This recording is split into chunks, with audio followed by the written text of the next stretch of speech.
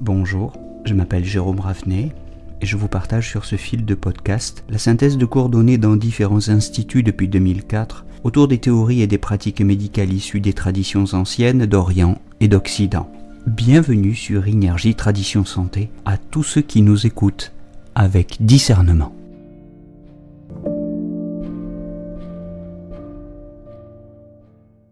Nous parlons aujourd'hui du 21 Wei-Qi, Wei-Shu, le point Shu transport, le point Shu dorsal de l'estomac, le point numéro 21 du méridien de la vessie. C'est comme tous les points Shu dorsaux, un point de tonification, largement utilisé de préférence pour tonifier les vides en cas de vide de qi de l'estomac.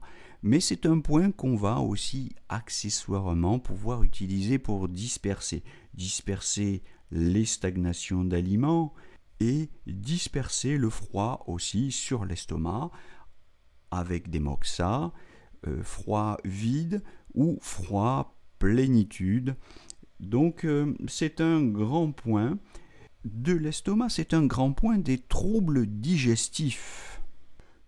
Tout spécialement par vide, mais également aussi pour les plénitudes, pour les stagnations alimentaires.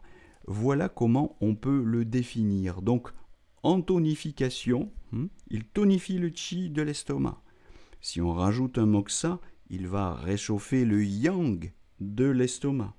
En dispersion, il harmonise le qi de l'estomac pour dissiper les stagnations d'aliments et avec moksa, il va disperser le froid plénitude de l'estomac.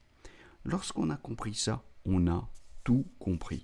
On a au fond tout dit.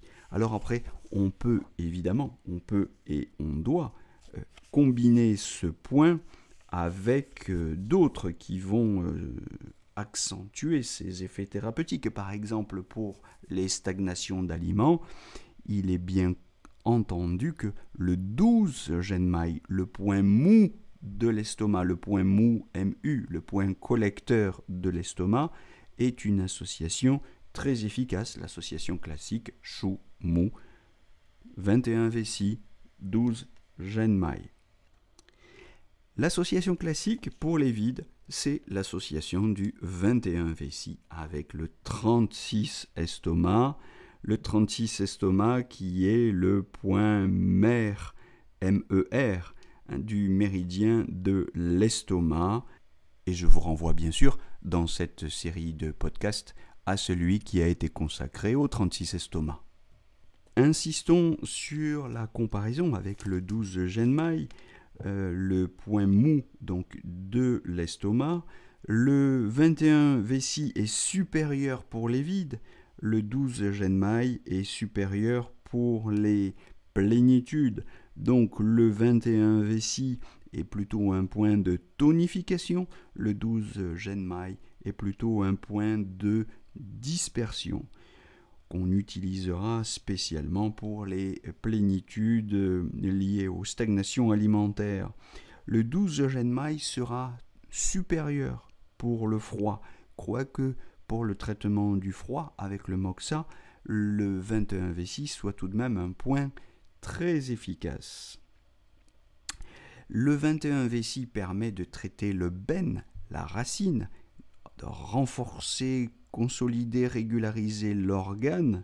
Le 12 Zhenmai est plutôt un point du biao, un point symptomatique, si vous voulez. Disons, si vous voulez, un mot pour finir sur la différence entre le 21 Wei-Qi et le 20 Wei-Qi, son voisin. Le 21 Wei-Qi va donc à l'entraille, l'estomac. Le 20 Wei-Qi, je vous rappelle que c'est le point Shu transport de la rate.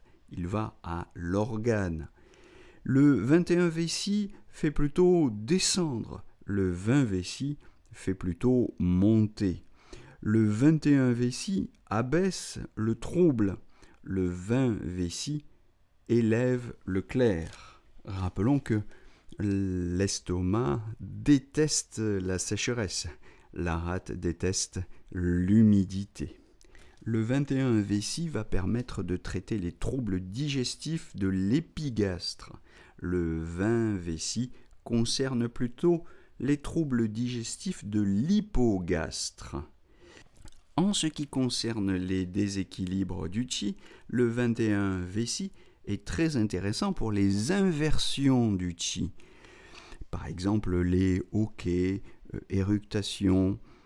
Le 20 Vécy est plus efficace pour les effondrements du qi. Et on peut rajouter que le 20 Vécy est spécifique des vides. C'est un point qu'on utilise uniquement en tonification, tandis que le 21 Vécy est utile également pour les vides et les plénitudes, quoique, comme je l'ai dit et je le répète, il soit supérieur pour traiter les vides lui aussi.